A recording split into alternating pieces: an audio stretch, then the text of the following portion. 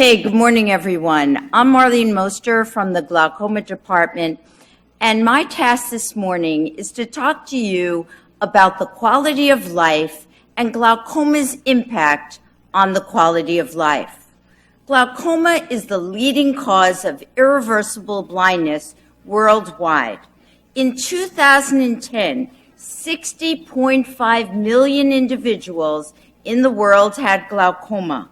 The prevalence is expected to increase to almost 80 million by 2020. Now, dealing with glaucoma is an uphill road.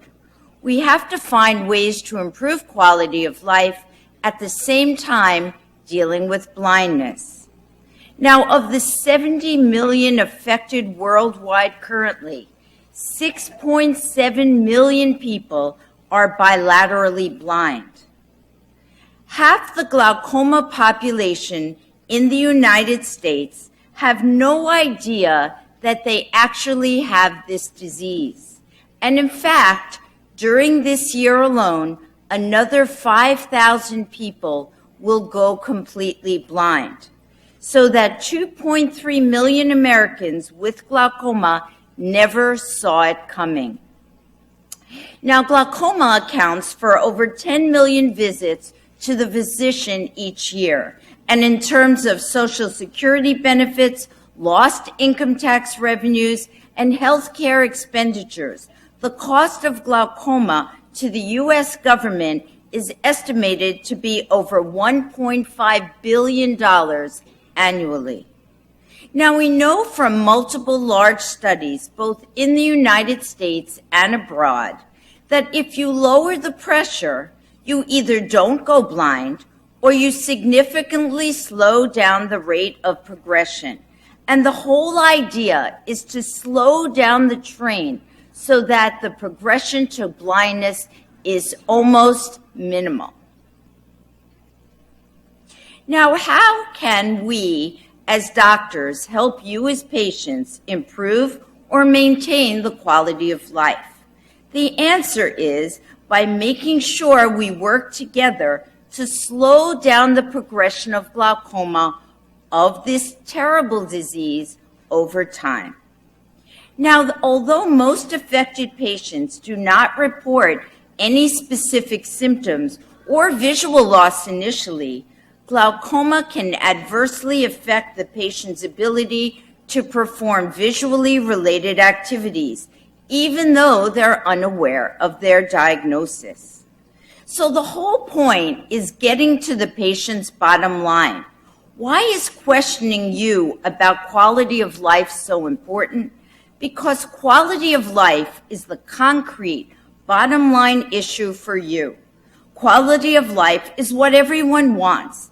If the patient is unhappy because daily activity becomes difficult and a chore, everyone loses. Now, we understand how quality of life is so important. What about sight loss from glaucoma? This can have a significant impact on functioning and performing everyday's activities. You all know how important it is to read. If you have glaucoma and your visual field is negatively affected in an area where you can't see, you increase your chance of falling. You may have difficulty driving at night because you can't navigate the streets well. Or you may not be able to see the cars coming appropriately, and you may be a risk to both yourself or other people. And therefore, if you can't see well enough, you should not be driving at all. You may need more light for daily activities because of the impact on your visual field on how you see. And sometimes, if the glaucoma is very advanced, you may not be able to recognize facial expressions, making you socially awkward. This glaucoma may take away your joy of eating. Why? Because you may not be able to recognize the food on your plate. You may not be able to use a computer, perhaps not see the keyboard, or not be able to Skype with your grandchildren.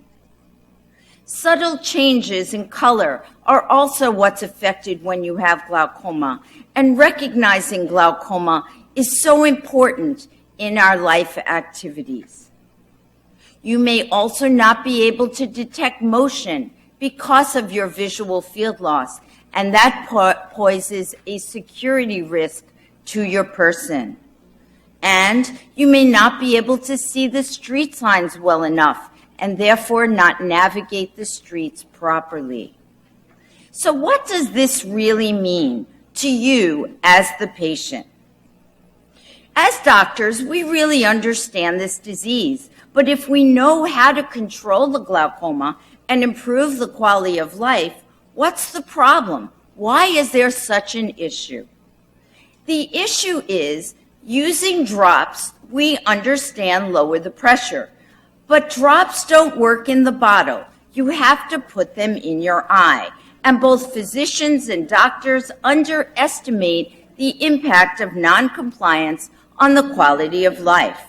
So for glaucoma patients, estimates of noncompliance range from 23 to 60%, and therefore this is a huge issue. Although roughly 75 to 80% of patients could be controlled on medicine and lasers alone, compliance with medication is what the problem really is, since glaucoma patients don't use their drops reliably. So you may say, what's the big deal? Why is it so hard to use eye drops? It is a problem. Why? First, drops burn when you put them in your eye. Patients forget to take every dose because the drop regimen may be so complicated. It may be difficult as you get older putting drops in your eye. This is my mother-in-law, Frances, after her cataract was out. She's holding a drop of artificial tears, and I'm trying to teach her how to put these drops in her eye. And she gets it everywhere on her face except in her eye. Also, drops are very costly. They may affect your financial status. And if a drop runs out before the second drop runs out, patients usually don't run to the pharmacy to renew it. They wait till everything runs out, and therefore the pressure goes up and they get worse. And there's also the social stigma of having red eyes from all these eye drops. Sometimes it just isn't pretty. So glaucoma medicines, even though it makes sense to use all the time, can be a burden to your quality of life. Why? Because you have to use these day in and day out. And you may feel that you don't really have a problem because you can't feel the problem and you can't self-monitor the glaucoma. So it can negatively affect the quality of your life. Also, many patients feel they're just banging their head against the wall. But non-compliance does not occur in a vacuum.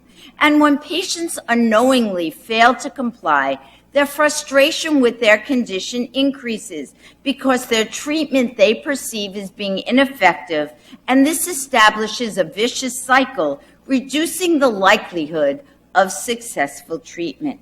Remember that more people are permanently sightless from glaucoma than any other condition. So should the ophthalmologist who treats glaucoma be a psychiatrist also?